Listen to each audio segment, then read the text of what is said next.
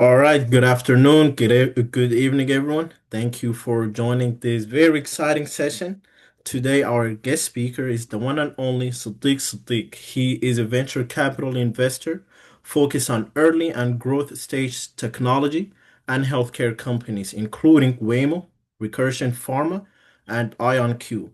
He began his career as a manufacturing engineer before transitioning into the investment banking at Goldman Sachs and RBC, and later into venture investing at Mubadala. Sadiq is an owner of the Halal Guys that we all love.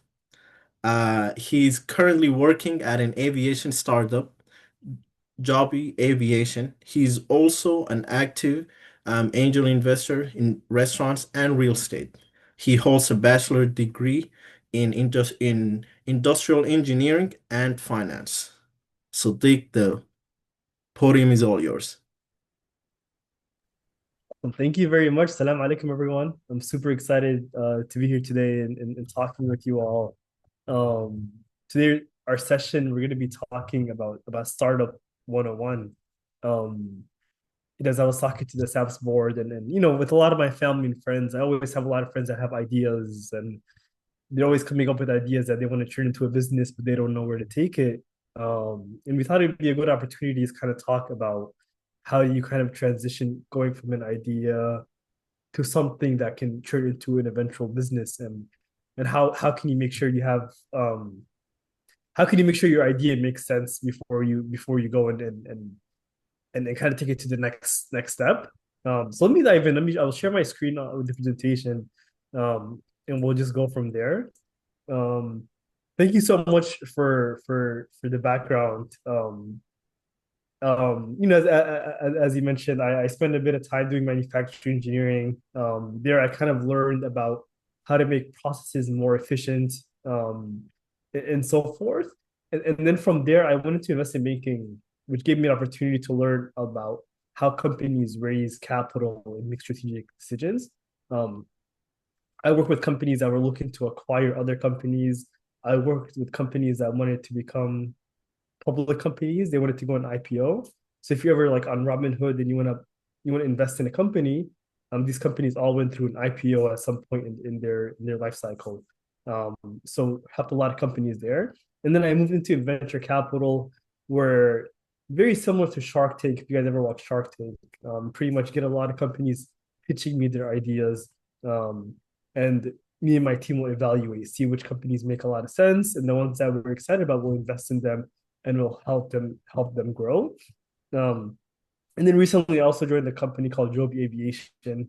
Um, it's they're building EV tools, electric vertical takeoff and landing aircrafts. It's kind of like an air taxi, but this has also kind of allowed me to step in a new position where I can build something from within a company versus from the outside looking in. So point is, all of these roles have really helped me really understand what it takes to build a startup, and also what investors are looking for when you do want to build a startup. So it takes me to my next slide is where just ideation, right? It's where it's the ideas that come. How do you kind of move the idea forward? And one thing that throughout my career I've noticed is that when you think of an idea, it's always important finding a problem that's worth solving.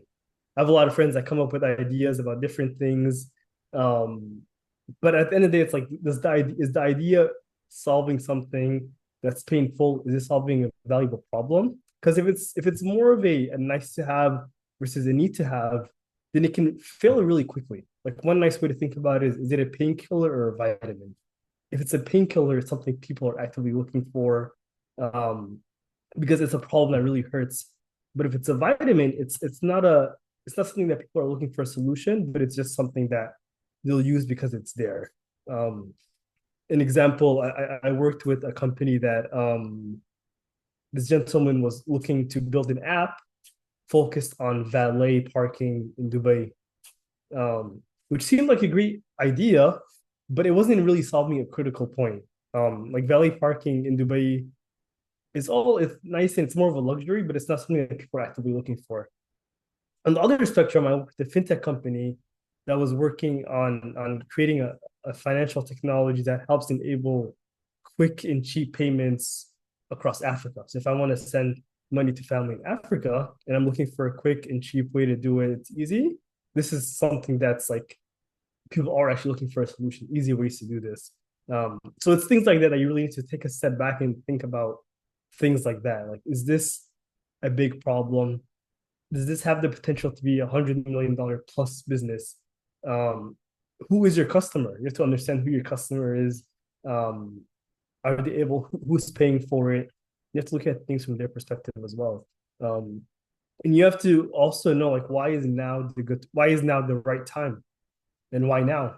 These are all questions you really need to ask when you think of an idea and you want to kind of move it to the next step. And when you do kind of start thinking about all these points and it starts to make a lot more sense for you, that's where you kind of get into this validation stage where you need to validate that the idea that the problem that you're solving is viable. And there's a few ways to go about doing this. One thing that I always recommend doing earlier on is customer discovery. So if I'm ever if I'm thinking of building something, it would be very helpful for me to go talk to 20 random people and interview them, ask them questions to see if this is something that they would actually use. For example, let's say I'm building a new kind of water bottle or something. I can interview these people and ask them, talk to them about the features of my new water bottle. And if everyone's not excited about it, then that's your answer right there. It's not an exciting enough product. They're not solving a problem that people will pay for. And once you do a lot of these interviews, a lot of these questions, a lot of these things, it will help you know if it is a good problem, but also help you iterate on it and make it even better. Maybe someone's like, oh, I would have loved it if it did this or did that. That allows you to build upon it. It says MVP. MVP means minimum viable product. This is pretty much the most, as it says on the slide, this is the most basic version of a new product with just enough features to be usable by early customers and provide feedback. So you want to take this idea and create a product or a technology that you can start presenting to people, something that's functional, something that actually works, and you can get feedback from them. Because one of the biggest and most important things, especially earlier on, is just going in this loop where you get feedback on what you have. And it's better to do this earlier on versus dedicating a lot of time and money into it, and then later finding out that it's something that doesn't work well or isn't exciting and so forth. So you have to understand problem validation. Will people pay to solve it? Like, is this something that people will pay for? Does your solution actually work? So this is a very, very, very crucial part earlier on. If you ever have an idea, it's going up to customers, asking them questions, making sure that you have something that you can present so you can get feedback earlier on. I had a friend that created a toothbrush. It was miswak infused toothbrush. And he started selling this. But earlier on, he did a lot of customer discovery calls. He talked to a lot of people. It made the product better and better and better before he sold it full launch. But he did kind of have something to present to people and was able to get feedback on it. Now, moving forward, as you start thinking about, okay, I have a product now, I have an idea, I've turned it into a nice product that I know people will want to buy, that people will want to move forward to. What should I start thinking about next? Um, Whenever someone, as a venture capitalist, so when someone comes and presents their idea to me, this is essentially kind of the checklist that everyone goes through. It has all the information that investors look for. And it also has information that you, as someone that's creating a startup or a business, should know this as well. This will allow you to really answer questions earlier on to ensure that what you're building will be profitable, that it makes sense, and it's very valuable. So the first thing, as we mentioned, is you need to know what the problem is. You have to understand the problem, and you need to make sure whoever you're presenting it to, that you can make them feel the pain and understand why this is a problem. As I mentioned earlier, the example was valet parking in Dubai.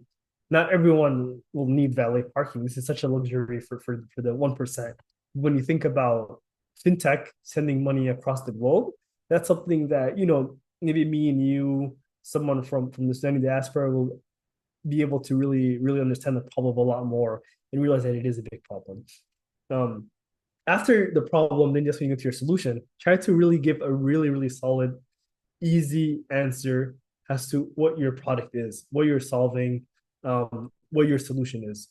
And then excuse me, um, is giving them an answer of like, okay, this is a problem and this is the solution that I've come up with. Now, when you start thinking about some of the questions that investors are going to be asking about, one of the biggest, most important things is market size. Is is the market big enough? TAM means total addressable market. So when you think about selling a toothbrush, who is your customer? How big is the market size? Is this something that would enable you to build $100 million plus company? Um, to build $100 million plus company, you need $10 million plus in revenue. So start thinking, how many toothbrushes do I need in order to sell $100 million worth? And how big is the industry? You can do a lot of, whether it's just asking ChatGPT or doing research, um, you can figure out the market size. And there's two ways to go about it. There's one where it's you go top up or bottom down. And pretty much what you're doing is either you're starting, this is the US population, or this is the global population. This is the portion that would be a customer of yours, and kind of going down closer to who your target customer is, and then applying some assumptions like, oh, if I end up having 100,000 people that I can sell something to, and I can sell each thing for $10. Um, and if you look at the competitors, maybe I get 10% of the market. Then you can kind of have an idea of like what your market size is, um, for that example.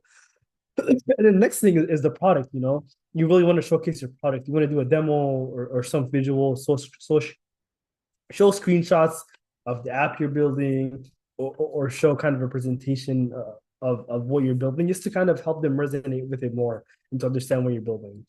Another important one is traction.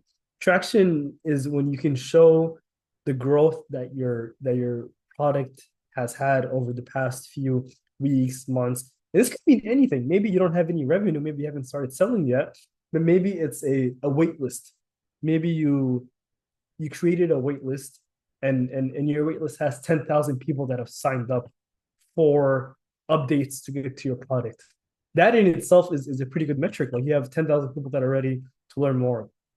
You haven't sold anything, you haven't done anything, but you have something where people are waiting for you. So that's something that's worth showing as well.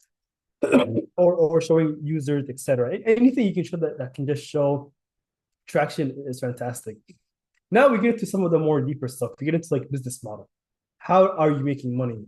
Are you making money by subscription model? Are you selling software where someone will pay you $10 a month? Are you selling something to consumers where they'll pay you an X amount of dollars up front? Will you be able to get recurring revenue? Investors really like recurring revenue. The idea of being able to get a consistent revenue stream from someone every single month or every year, or so forth. So if it's an app, maybe you charge them $2 a month or $10 a month or whatever it is. If it's a toothbrush, maybe you're able to get them hooked on by doing a replacement every 3 months, for example. So you're getting recurring revenue.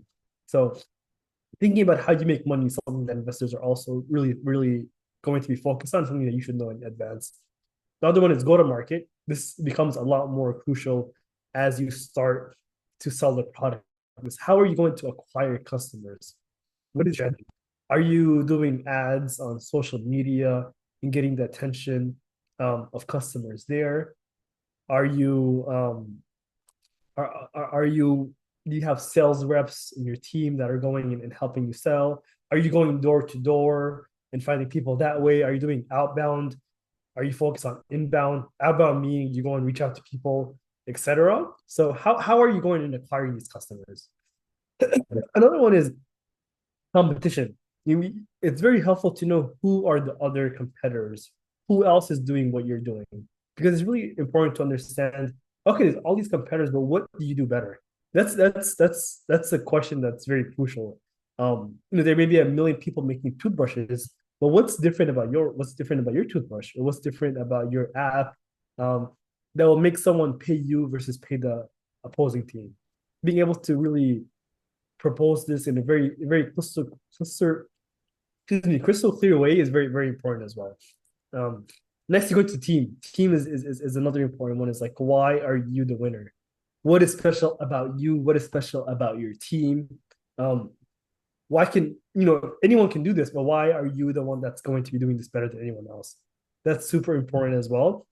As you go earlier stage, so earlier on in a company, it's a lot more focused on you, and then as you go later stage, it's more focused on your product and your traction. So if I'm just starting off, it's more about me and my background. Um, I'm a doctor and I'm building a healthcare company. This is why I'm specialized in the space and know all about it. But then later on, I have a product. I've been selling it for a while. This is the growth that starts to speak for itself at that point. Um, Another thing is financials. Um, Being able to kind of give an estimate of where you think revenue will be over the next 1, 2, 3 years. Earlier, I mentioned when you think about market size, you want to really know how big the market is. On top of that, you want to know what your penetration is. You want to know what part of the market that you can capture. So if the market is worth $100 million and you're able to capture 1% of that next year, then you can predict you're going to get $1 million in revenue. And then the year afterwards, and so forth and so forth. So financial is another thing that's helpful. It's something it's too early to really say what your financials are, but it's still a helpful gauge to kind of help investors understand where you're headed. Um, and then lastly, as you start thinking about pitching as well, is you need to know what your ask is. You want to ask investors how much money that you want to raise, what you want to use it for, what you're going to do with that money. So I keep going back to this toothbrush example. Let's say I want to raise $1 million. I will use that $1 million for manufacturing to build new toothbrushes, and I will use that to sell 1 million toothbrushes or whatever it is, things like that. So you really want to have an idea of how much money do you need to achieve what, and be able to speak to that as well. Um, I'll pause. If anyone has any questions, by the way, feel free to ask. Um, I'll keep going otherwise. All right. It seems that Jaffer earlier had a question. So feel free to unmute to ask the question now if you'd like, or if anyone else has a question.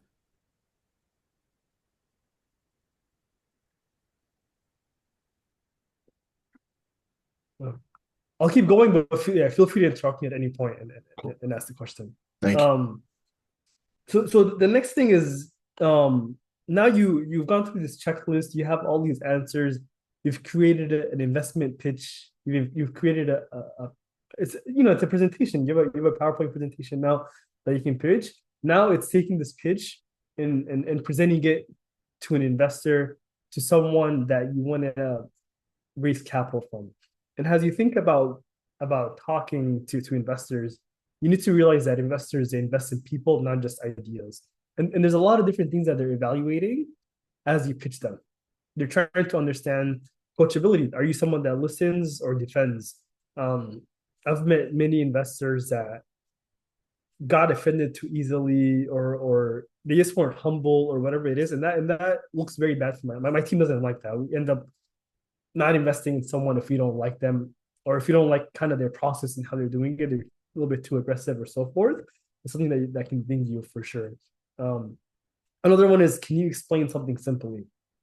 A lot of problems are very complex, and if you're able to describe your solution and the problem in a very simple, clear way, that speaks a long way, and that goes a long way for your company as well, being able to pivot and move forward also.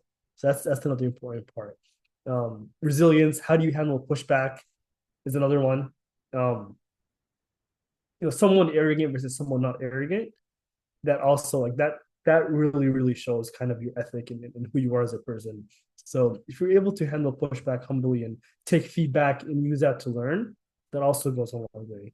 Um, and then market insight, something they don't know. We've met very many founders that are just geniuses in their own self, that they know a lot, that we really appreciate talking to them because we learn a lot.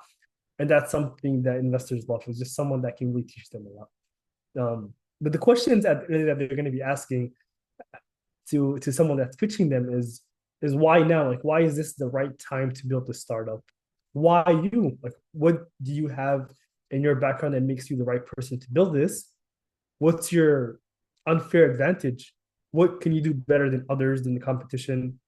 And they'll ask questions like, what keeps you up at night? They want to understand what are you worried about, and knowing that there are stuff you're worried about, like you're able to see things clearly 360 and understand everything else. And the other one is obviously is competitive threats. What happens if a big company does this? A question I always ask is, oh, you're building this really cool app, but what if Microsoft goes and builds it? Why can't they do it, or what do they not have that you have that won't just make your company close overnight?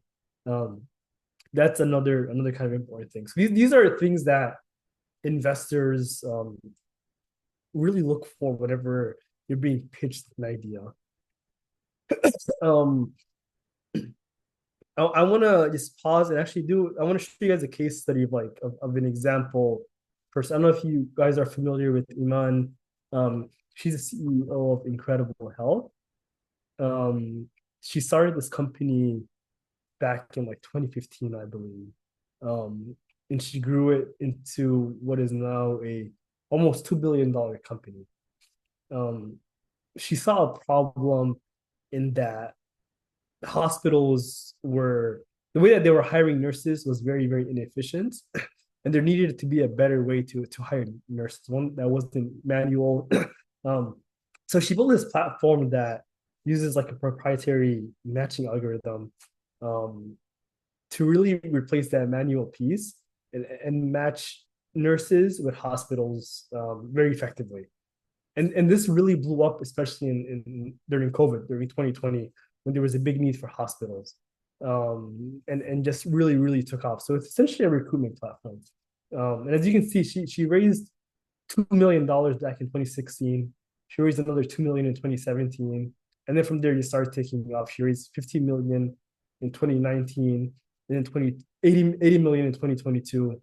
In pre-seed, seed, Series A, Series B, and I'm going to talk a little bit more about what all of this means in a second as well.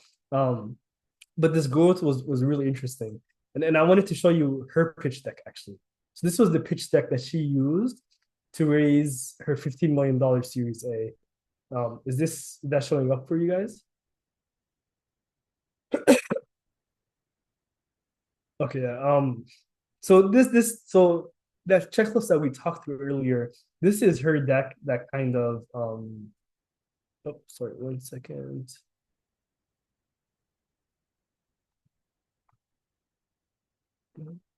Okay. This is her pitch deck that she presented to investors that enabled her to get $15 million from investors. Um, she started off by, kind of some information about the company, about what she's building, about the team, some high level information, um, and talks about the vision, the mission, about what is Incredible Health doing, what are they focused on building, and then very simple, talking about the problem, like what is the problem. By 2024, there'll be a 1 million nursing shortage. It takes 82 days to hire a nurse. So this is a very simple slide, but it gets the point across very well about what the issue is, and what the problem that she's tackling. And then she goes into the solution. It's a platform that employers apply to candidates instead of the other way around. Obviously, she talks a little bit over these slides, but she just tries to make something really simple that doesn't go over someone's head. Um, and she touches on here. She talks a little bit more about the platform. That now it takes less than 30 days to fill a position as opposed to 82 days. 25 times more efficient than traditional jobs. Um, all these different like metrics that really get investors excited. Like she's built a platform so far that's been doing very well. And obviously it took her a while to get to this point. Um, but she's here now, and she's only growing even further from here. Now at 150 hospitals. This was at the Series A round, so this was still earlier on when she was building the company. But by adding more hospitals and more, she's able to kind of have this like network. this flywheel that keeps growing and growing upon itself. Um, so yeah, I won't keep going through it, but that's just wanted to kind of showcase that really quickly about what Iman has built. Um, so I did want to talk you all through that life cycle of a startup. We've touched on a lot of this, but I kind of just want to reiterate some of these points to kind of help you know where to start today and where to take this the next 6 months, 12 months, 2 years, 5 years, and what potential you can have. So as you mentioned, when you start thinking about a startup, the first thing is the idea, right? It's finding a meaningful problem and defining a very solid potential solution. And as you do this, you really need to research the problem. You need to explore what different concepts are. You need to validate the need, as we talked about, and you need to also form a team around you. So maybe you are technical, or you're not technical. Maybe you're someone that's a computer programmer, or you're more of a business person. But it's also very great. We see so many companies that have more than one founder. So you have a team around you. It's either you and someone else, or you and three people. For Iman, for example, she was a doctor, and she also worked as a consultant. But she had a co-founder that was a computer engineer, so she was able to kind of put her knowledge on the healthcare side and his knowledge on the computer engineering side to build this app. So something to really consider is how can you build the right team? Because as I mentioned earlier, at this stage, this is where the team really matters. People are mainly investing in the people versus investing in the product, because there's no product yet. It's an idea at this point.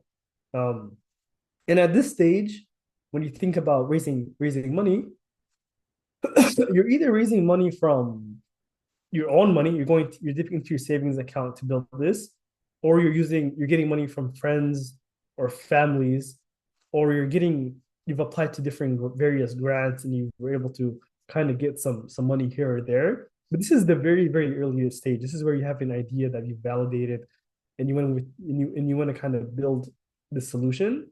You usually start with $0 up to $50,000. And this is the stage that you'll be in for a few weeks up to 6 months.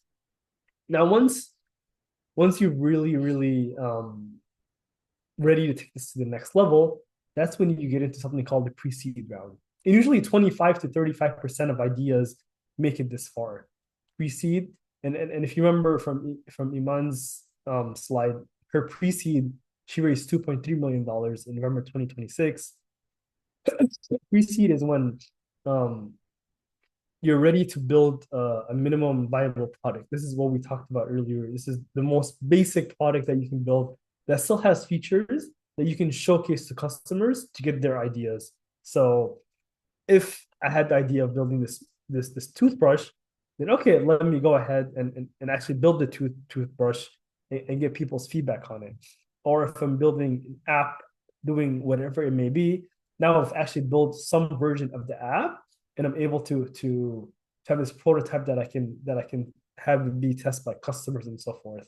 And once you built something, um, it becomes this pre-seed round where now you're able to raise anywhere from $100,000 to $1 million, up to maybe even $2 or $3 million. And again, in this stage, you're typically getting capital from, again, your friends and family, but also angel investors, folks that can invest a little bit more, or dedicated venture capital funds that do pre-seed. There are some funds that will invest 150,000 or 50,000 or 500,000 as well. And then accelerator programs is another one, like YC, Y Combinator, Techstars. These accelerators, as the name says, they accelerate you. You apply to them, they give you some amount of funding, and they help you push forward, and they set you up with the right team, with the right resources to help you grow. We talked about those 11 things in the pitch deck. They'll help you kind of put that all together and move to the next round. And something like this typically takes anywhere from 3 to 12 months. Now, once you have the problem, you figure out a solution, you've built a product that is functional, and you've been able to get customer feedback, and now you're ready to get to the next stage, which is typically where 40 to 50% now advances this next stage. This is where you get to the seed round. This is where um, you're looking to achieve early traction and approach product market fit. So by early traction, this is where you're starting to maybe get some revenue. You have a product that you're starting to sell and you have numbers to show for it. You're able to show that, hey, I made $1,000 last month and then I made $10,000 the month afterwards. I'll pause really quick. I saw someone is asking a question. Yeah, I have a quick question about traction. So you mentioned beginning to show revenue or just profit. What if what if I just build a prototype? Can a prototype be considered traction? Or if let's say if I'm building let's say if I'm building a device for the health industry and I get a patent on it, can that be considered traction, or is traction only just raising funding, or I mean revenue? It doesn't have to be revenue because maybe you're not at a point where you can sell. So an example, I have a friend, he's building a startup called Nyla Bank. And Nyla Bank is it's a neo bank. So he's building pretty much a digital bank focused on Muslims in Africa. Um, and he's going through the process of building this whole entire bank, but for him to actually sell it, it's going to take a while until he built everything. So his idea of getting traction was actually just doing something as simple as starting to promote the company and build a wait list. So he had a wait list of over 50,000 people that were ready, signed up to become customers once he opens it. And what he did is he pretty much hired like college students that would go around campuses. He that would go to like Salat al-Jum'ah, that would do things like this where they would go meet people and educate them about the platform and get them to sign up on the wait list. So no revenue, nothing like that, no users yet, but something as simple as a wait list could suffice here, for example. This is very, very early traction. This is just something to show that there is momentum, that there is interest in your product. Um, so that's a good example of something you can do there if you don't have anything that's ready to sell yet. Um, Thank you. so yeah, of course. And then the other one is also product market fit. This is also very, very important, is that you need to know where your product fits in the market. Because otherwise it's not going to sell. You need to know, are you selling something to consumers? Are you selling it to enterprise customers? Um, is there actually somewhere where this product that you're building fits in the market? This is a very like one if there's 5 words you should take away from this lesson, one of them is product market fit.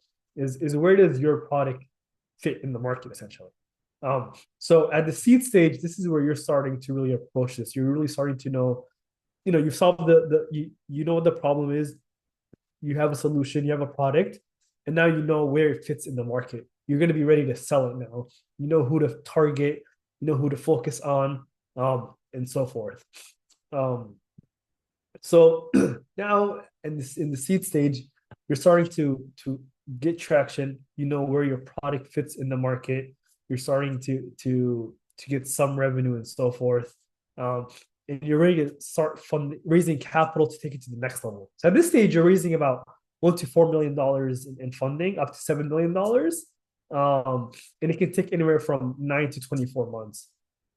And typical sources, now you're past kind of friends and family and savings account. Now you're going to actual seed funds. So there's a lot of funds out there. They're just called seed funds that provide checks $250,000, $500,000 to people that have these ideas that they're ready to kind of take to the next level. So if you build an investment that can pitch to them, you can really start to get going. Um, and then the next step, this is where it starts to get really more intense and harder, is the Series A round. About 20 to 30% of people now, or about 20 to 30% of seed now make it to Series A. Series A is where you have a validated product. Now you have a product and you know where it fits in the market. You also have a team around you. Maybe you have a team of like 20 people now, actually. and you are selling your product, you have early revenue. Maybe you made $1 million in revenue and so forth. And now you're raising money to take it to the even next stage, right? Um, you've raised $5 to $15 million at this point. Um, these are institutional venture capital funds. So what I used to focus on was I did a lot of Series A, Series B, Series C. These are larger funds that can write a $5 million check or a $3 million check. And at this point, your company is probably worth 20, $60 million. Um, and it takes 12 to 24 months to get to this stage as well. So this is where now you have like a serious startup where you're making the news headlines and so forth. And now you need money to continue to refine your product, make sure it's perfect, and start selling it as well further on. So that's what takes us to the Series B. About 30 to 40% of those that make it to Series A make it to this next step, which is Series B. And here, you really focus on not that the product is perfect. Like you know what you're selling now, you know where it's in the market. Now it's all about selling. Now it's about how do you scale, go to market, how do you get it to the right people, how do you grow revenue. Maybe you're going to different markets. Maybe before you only focus on the US or Africa, but now you're going further out and growing beyond that as well. Um, okay, and sorry, I just saw a message from Zach. MVP could be a step after port. Yeah, no, absolutely. um, but so yeah, so Series B now you're raising 15 to $40 million now, and your company's probably worth 60 to $200 million, and you're working with really large venture capital funds. 12 to 24 months to get to this point. And you're really just really focused on growing revenue, selling correctly. A lot of companies also fail in that they're not selling to the right people. Maybe you're doing enterprise software platform where you're supposed to be selling um, to companies like Google or like Microsoft, but who in Google and Microsoft are you selling it to? You need to pinpoint the right people within the organization to sell it to them. So this is where you really start scaling your go-to-market and understanding your sales organization. And then from there, at this point, you're a Series B. Now it gets each next step is more doable now. Up to 50% make it to the next step, which is Series C. Now you're even ready for even larger scale expansion. You're raising 40 to $200 million now. And you're growing further and further. You're building new products now. You're getting to new markets. And you're ready to actually become a public company almost. And that's what takes me to the next one. Now you're at Series D, Series E. This is where you are essentially preparing to do an IPO. And as I mentioned earlier, IPO is like when you're a public company. Like now I can go on Robinhood and buy your company. These companies are raising 100 to $500 million, and they're just your predictable revenue, you have very strong financials and so forth. And then the next step is exit, which is IPO or acquisition. At this point, you as the founder needs to make your money some way. When you go public, you share your shares to the public. When it's an acquisition, your company gets acquired by another company. So maybe Google really likes what you build and they want to buy your company from you. Or maybe some other company wants to buy a company from you. So this is where you get to that exit phase. And one thing to point out is exit could come at any time. It doesn't have to come after Series Z. It could come at Series A. Maybe you built something earlier on. You haven't started selling it yet, but the product is really interesting. That Google is like, oh wow, I need this. We need to put this in our portfolio. So you'll get bought out earlier on. Um, so this is the life cycle of a startup. I know we kind of jumped really far into an IPO and getting acquired, but I wanted you all to just be aware of like what it looks like once you get past the idea and the product and the platform and so forth. Um, I'll pause there too if anyone has any questions before moving forward. But Yeah, yeah, so right. like, I've have a question.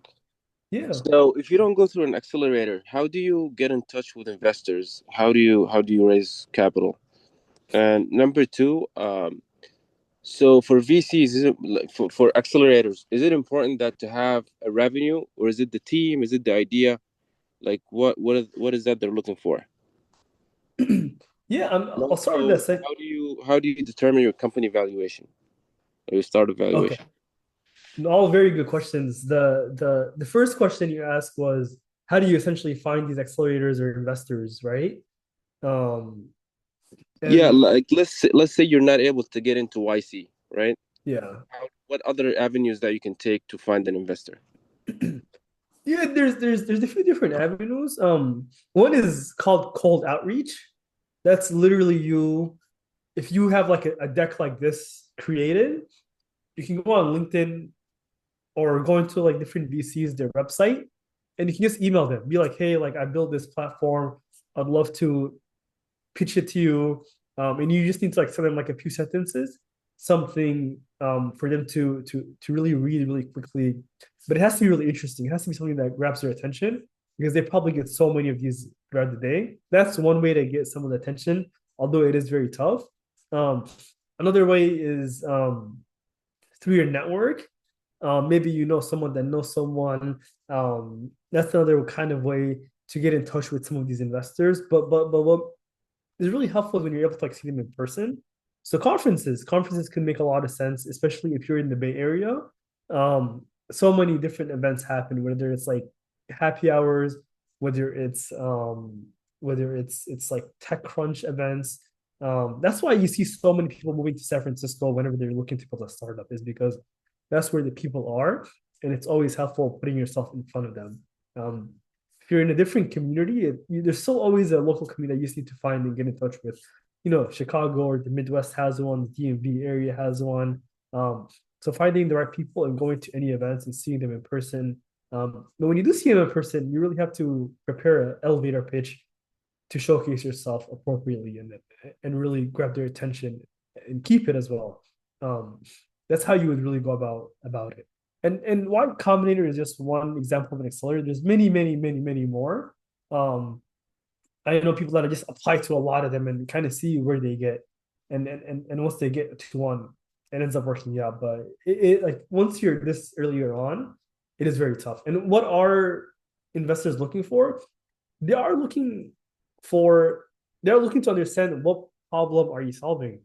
Is it a huge problem? The bigger the problem, the more exciting the solution is. If you're solving something that's not exciting, they're not going to be excited about. But if you're looking to really hit on a big market, like fintech has always been a huge one. You know, solving ways to move money from the U.S. to Africa.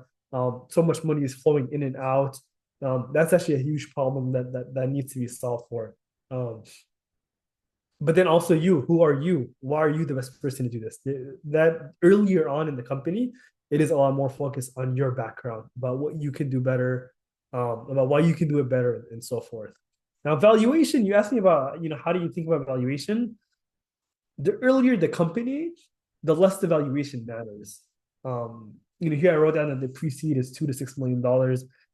If you were to get an investment from Y Combinator, they have a standard valuation. I think it was like $6 or $8 million. That's just the standard for any company that they invest in. You're gonna standardize it at that. So at this point, the valuation doesn't matter. It's not until you get to later stages. And how you value those companies, that's like a discussion for another time. But earlier on, you can set a valuation. But I think a better way to think about it is what percent of your company do you want to give out? Um, so, for example, if you're raising $100,000, you might be like, I'll give you 10% of my company. And then that means that your company is valued at $1 million. So there's some like metrics to think about of what percent of your company are you willing and able to give out earlier on. Because you don't want to give out too much of your company. You want to kind of minimize that to make sure that you continue to hold ownership. um, I think I saw another question from Quote. Oh, hi. Yeah, thanks. My name is Jafar. I'm with Gordon. Okay. Yeah. And so our question was, so we're working on this application for sending, like making payments and also cross-border payments using stable coins. So someone Hmm. in the US can actually just send money to anywhere in Africa using stable coins, and someone there can actually get the money in USD, and so they don't really have to like convert it to local currency, just because of, for example, prevent that would prevent like not preventing but reduce inflation and all those other issues with currencies. And so we actually validated a problem. Like we've had over 100 people sign up like for wait list, and people that we've actually talked to who'd be interested in using our platform on a first try.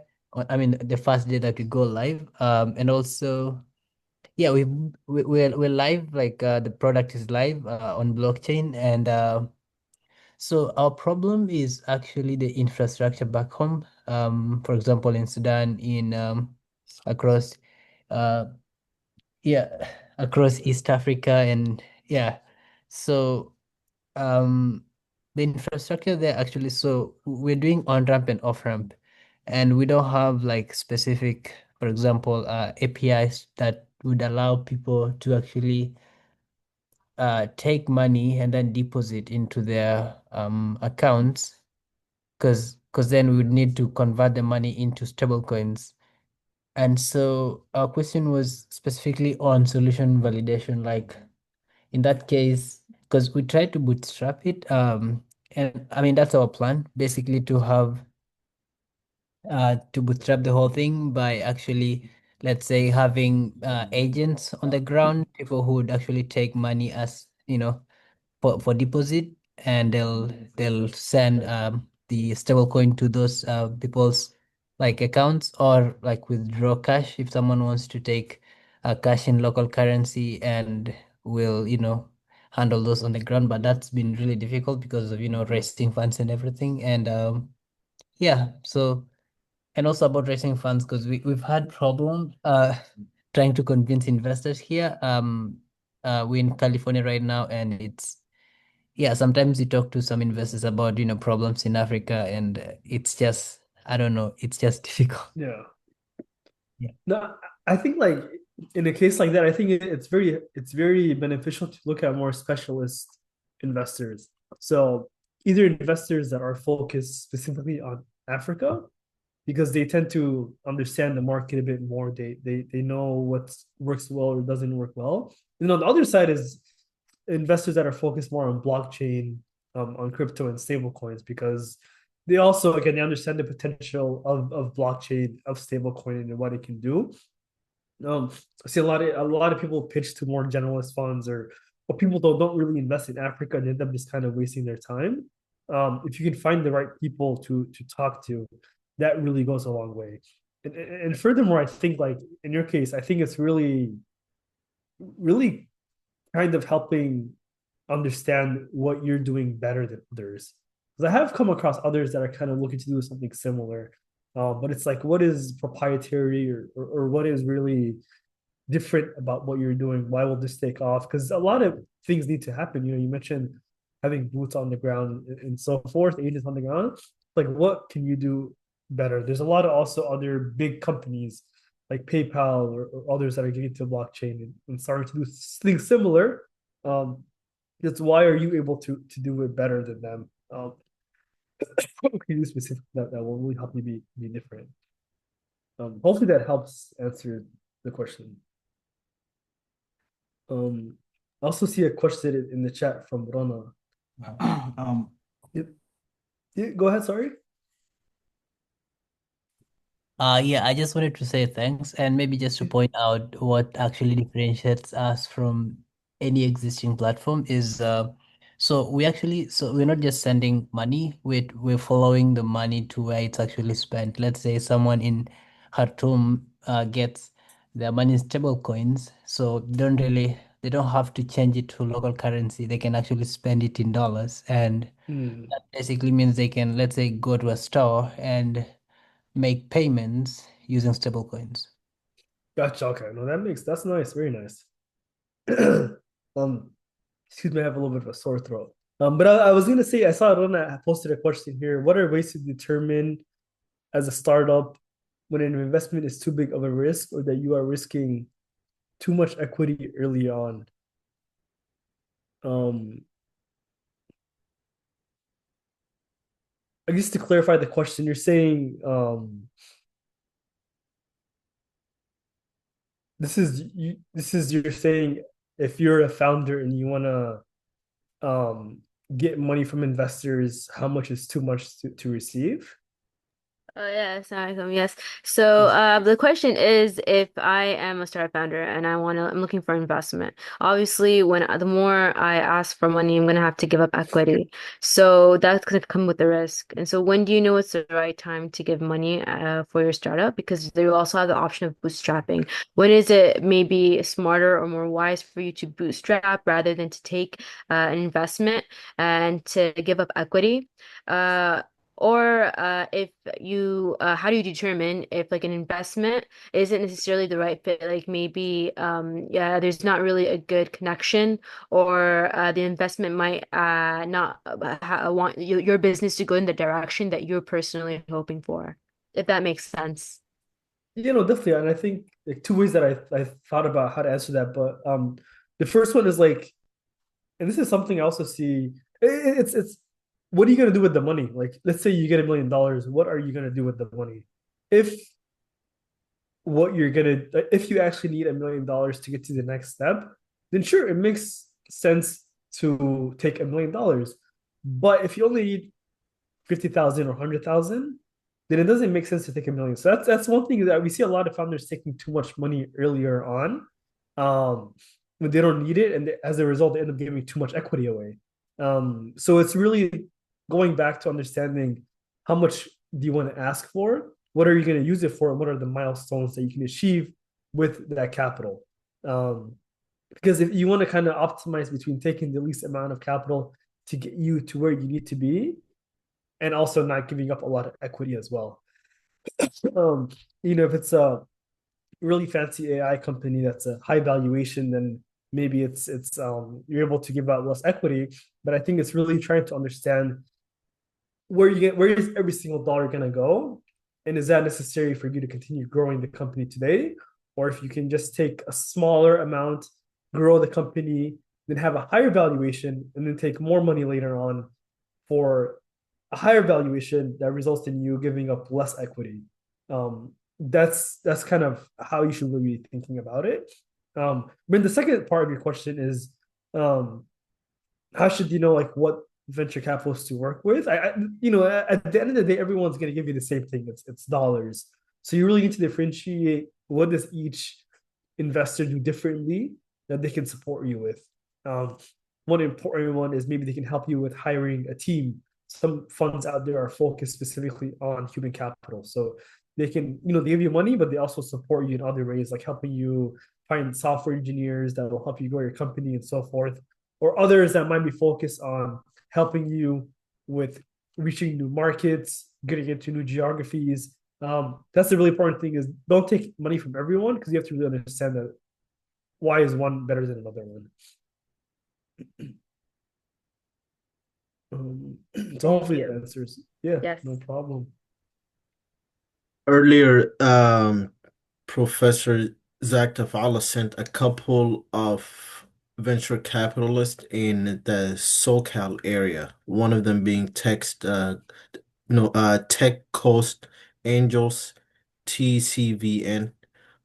He also gave this talk before. So if there's other VCs that you'd like to mention, Pro, feel free to unmute and mention them. Uh, Thank you for sending these resources.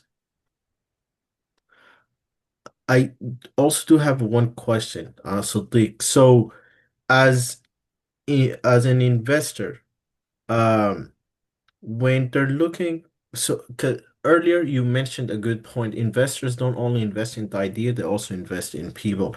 So would you say investors oftentimes don't invest in people who aren't working on their startup full time. Like, let's say, take a student who's working on a startup, or take a professional who works at a company but is working on a startup on the side.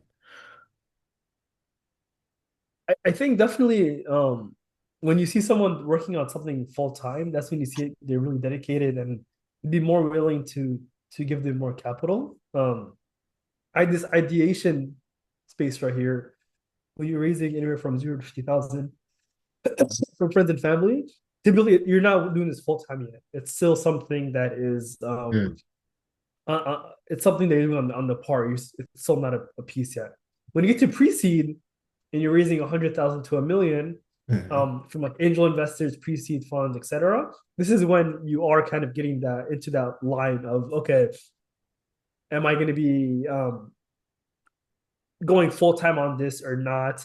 Maybe it's like if I raise $200,000, I'll quit my job and focus on this full time.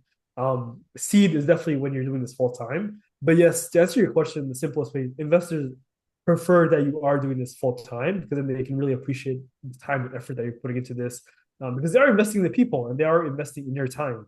So they do want to see the company grow with your success kind of being the reason for it.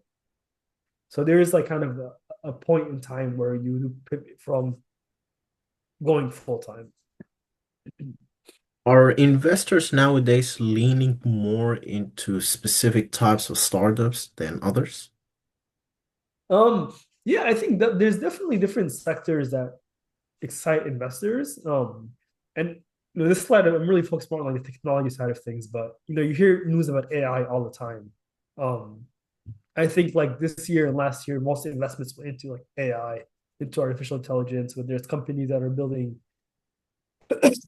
AI agents, whether they're building ways to kind of use artificial intelligence and so forth. Though those are areas that are really high and seeing a lot of revenue. Also, or sorry, seeing a lot of money go toward it. Fintech and payments is one always as well. People are always excited about ways that you can improve financial services. Climate tech is one as well. Um, Kind of with global warming and the way everything is going. Investors are also seeing a lot of investments in climate tech. Um, so these are a few like supply chain, blockchain, cybersecurity, B2B software is another area also. So at the end of the day, what what questions that investors are really asking is, you have 5+ experience in this sector. You're trying to understand if you have founder market fit. Like, are you the right founder to do this? Is this a market that's worth $1 billion plus and continues to grow quickly? If it's really big, then the financials start to make a lot more sense and they're excited about. And then is this something that has something changed in the last 2 years that's making this newly possible as well? Like, why is now the right time? With AI, maybe with access to OpenAI and ChatGPT, you're able to build on top of that, and now is the right time for that. So these are some of the questions kind of to think about as you look at different areas into different sectors. Mm, okay, that makes sense. That Yeah. makes sense.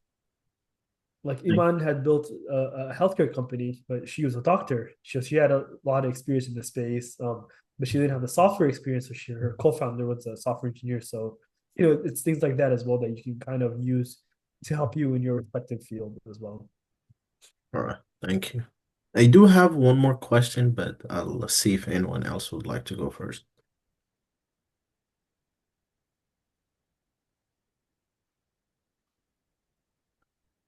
All right, I guess I can go. So, now with the availability of AI agents that can simplify the process of a lot of coding tasks, would you say it's essential for someone to wait until they have a software engineer to put together a prototype?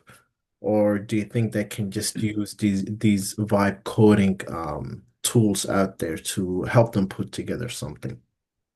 You definitely don't need a software engineer. I think if you're able to do it yourself and do something there, then by all means, definitely do it. I think it's just when you start thinking about scaling the company and getting the fundamental kind of things in place, that's where it becomes more important. Because if I'm vibe coding, then my the quality of my code might not be as high quality long term, and it might break in the future.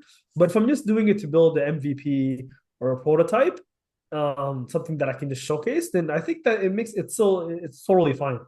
It's Mm, totally fine. makes sense. Thank you. Yep. We can take one or two more questions if anyone would like to ask, or you can feel free to send your questions in the chat. Any questions? All right, I think we can conclude here. I just want to say huge thanks to Sadiq. For those that don't know, he flew in today. He had a very long flight, and it seems that he's a bit ill. He has a sore throat, yet he still took time to put together this very nice presentation and share with us all the skills and knowledge that is needed to um, make an idea into a company and ways to seek money. So thank you very much. And this event is a great segue to our upcoming event, which will be in a couple of weeks in December. We're bringing in panelists who are professionals but have a side business, and some of them made their side business into their full time. So this is a great segue. Make sure you tap into that one. We'll begin advertising very soon. But in the meantime, thank you everyone for joining, and be on the lookout for the recording. It'll be up on YouTube very shortly. And once again, thank you very much, Sadiq. Of course, my pleasure. Thank you all. If anyone has any questions, by the way, feel free to reach out. Always happy to help out any way I can. Awesome. Thank you for the offer. No worries. All right, have a good night. Enjoy the rest of the day.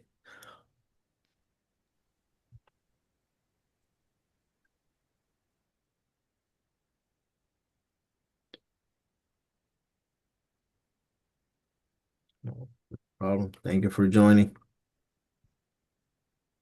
Thank you, Abu Bakr. No problem. Thank you. How are, how are you? I'm doing well, alhamdulillah. Yeah. You- How are you doing? Alhamdulillah. I'm waiting for your coffee. Inshallah, sir. Inshallah. Maybe I can make a start off of it. Inshallah. Inshallah. Wonderful online meeting, and I think it was very successful. Alhamdulillah. Alhamdulillah. Yeah. Thank you. Thank you so much, all your team. Thank you. No السلام problem. عليكم. أبو بكر، السلام عليكم أبو بكر، كيفك؟ الحمد لله. كيفك؟